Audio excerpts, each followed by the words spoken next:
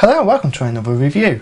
Today I'm showing you this, which is the Disgo Tablet 8104. Now this is a 10.1 inch touchscreen tablet and it's running Android 4.0, in other words ice cream sandwich. And this is one of the first tablets that was released with the Android ice cream sandwich on.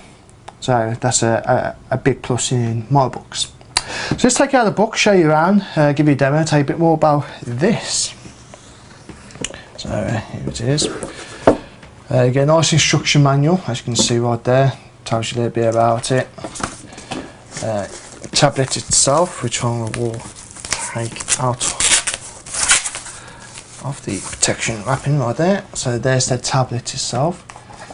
Not bad size, to be honest. It's not too heavy, there is a bit of weight to it. It's probably not the lightest out there, but certainly not the heaviest neither, so not too bad. Like I say, it's got a decent screen on it. It is a 10.1 inch. The resolution is 1024 by 600 pixels, so it's not too bad. On the back of the unit itself, I've got these two speakers right here. Then on the top you have got physical buttons right there. Now you got the on and off, volume up and down, and that menu and home. So there are physical buttons right there. On the side right here you got a few connections as well. As you can see, now these you've got your headphones, your AC adapter, your USB, your HDMI. I should say that's your mini HDMI input, and also your SD slot, your micro-SD slot I should say. So yeah, not too bad. So that's the tablet itself, which I'll show you more around that in a minute. In here you do get the plug, which I've actually still got out because I'm charging, well I was charging the top, I've just unplugged it, but you also do get that, which is your USB adapter there. So you basically stick this into your USB slot right there, and that's your USB right there. So that's how that works. You do get the charger, but I've still got it plugged in at the moment. So then let's turn the tablet on and just tell you a little bit more about this. So just press and hold it as you normally do, and then it's got welcome and all that, just let it boot up. Now as I've always said, this is running the Android 4.03 operating system, which is, in other words, is your ice cream sandwich. Inside of here you got a 1.2 GHz Boxchip Cortex A8 ARM processor.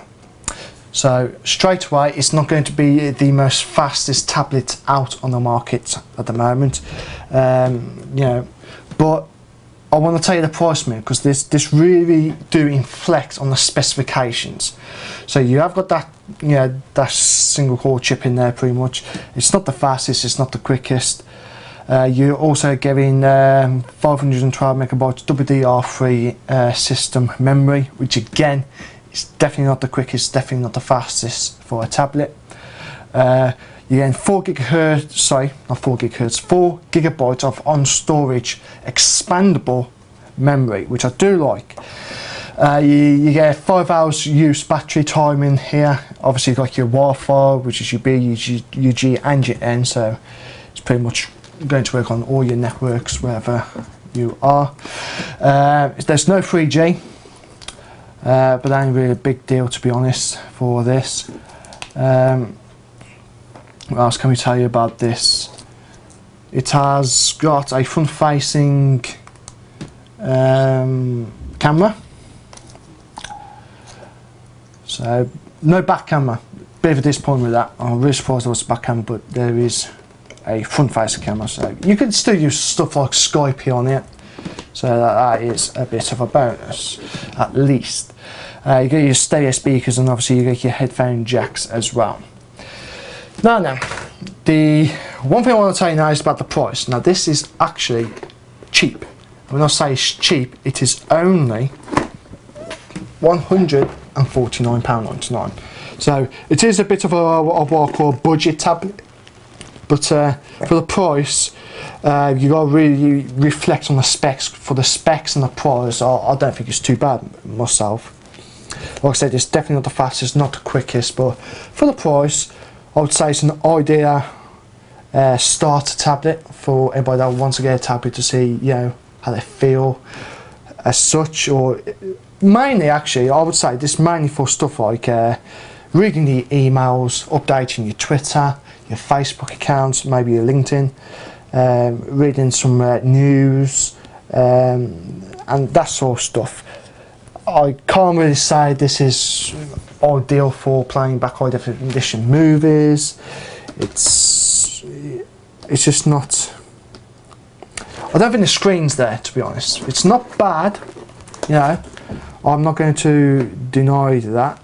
It's not too bad, but it's not the best neither.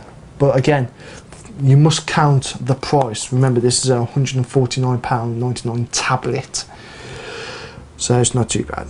Now, the one thing I am really disappointed in this was there is no access to Google Play. In other words, their official Android marketplace. There is a bit of a disappointment, but don't worry, because you can still get your applications. You've got their own applications market as such. You got, which is on the home page right here, Disco Apps. You go on there, it will load up a. It's more like a website page more than anything. But quickly show you here. So there are top downloads for the most popular apps. So you can get your apps like Angry Birds, BBC News, eBay, LinkedIn, Facebook, Twitter, PayPal, Skype, and so on. So you can really get some popular applications still, but you can still access your third-party stores as well. There is one on here, and it's the I believe this SideMe, yeah, SideMe.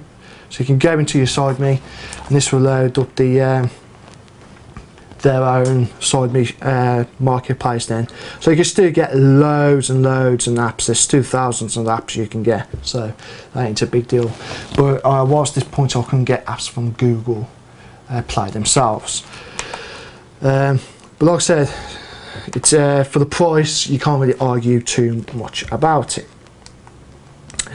Now I have to say that again, it is touchscreen. It does slide and move and all that. It is do what you do, but sometimes I found there is a bit of lag there between my movement and the delay in the screen movement.